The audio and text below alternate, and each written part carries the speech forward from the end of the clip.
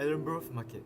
Named after the Governor General of India, Lord Ellenborough, the Ellenborough Market was constructed in 1845 by Captain Charles Edward Faber, serving as a market and trading centre. Located in the central region of Singapore, the market was located south of Kampong Melaka.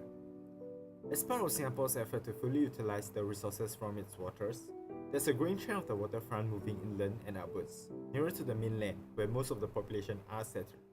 Another purpose is to cater to the population in Kampong Melaka. Singapore's urban morphology saw its urban development moving up north inland, as the location of the new market spoke its intent in establishing a place for trade and commerce that was to prepare an account for the new settlements that were to be developed.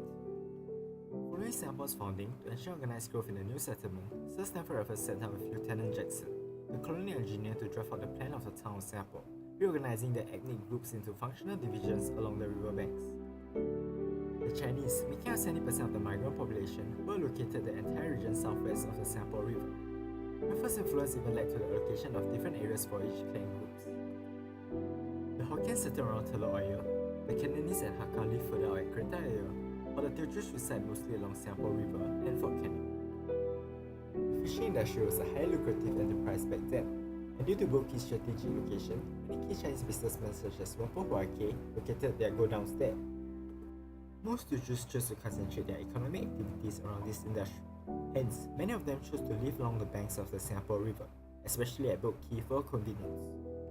In 1845, the market was built near New Bridge Road by the Singapore River, serving as both a market and a trading post. In 1891, after a new cast iron market was built in the late 1890s on the site of the original market, Ellenborough Market became known as the New Market. In 1968, a fire destroyed the Ellenborough Market, resulting in the loss of approximately $253,000 and affected 1,000 hawkers and storeholders. The site was left abandoned for a few years before being demolished in the early 70s, before reopening again on 9 September 1978. Ellenborough Street survived through the 1990s before it became defunct for the development of the Boat Quay area and construction of the new Clarke Quay Underground MRT station and Central Mall. 政府有拍给你，政府对 CPU 好像是最早的时候就是一个水好个 center 下去而已，一个水好个 center， 现在是那个 Fort Canning 版前面那个版对吧？在这边 next to the fire station，fire。Teochew Street. In the past, the large Teochew community, originating from Swatao in northern Guangdong province in the area, was the reason behind the naming of Teochew Street, which was otherwise known as Ta Po Sing Koi, translating to the new street of the big town. As of today, this street name still exists, as it is just beside the swanky Clarke Quay Central Mall. New Market Road. Ellenborough Market was also known as New Market or Shin Pasha in Hokkien, because it was newer than the Telok Ayer Market, which then became referred to as the famous Lau Pat Sat. As of today, you can still see remnants of the term New Market in the naming of the road in front of Park Royal and Pickering Hotel, which is right opposite of Clarke Quay Central. Traditional provision shops. Besides, owing to the extremely high rental rates in the Clarke Quay region, affordability is now an issue, as traditional provision shops are rarefied due to their reduced rules, having been replaced by modern commercial shops targeted more towards retail and tourism, as most current surviving traditional shops are usually passed down by the older generations. In the past, Ellenborough Market used to be a wet market and an open-air hawker centre famous for Teochew food. Currently, Ellenborough Market Cafe, which still interestingly retains the name of Ellenborough Market, is nestled along the banks of Singapore River. In the past, the primary purpose of the old Clarke Quay was mainly used to support its growing fishermen trade. The vicinity was dirty and smelly. 新加坡两江的水，现在你看，哇，那个水管流很厉害啊！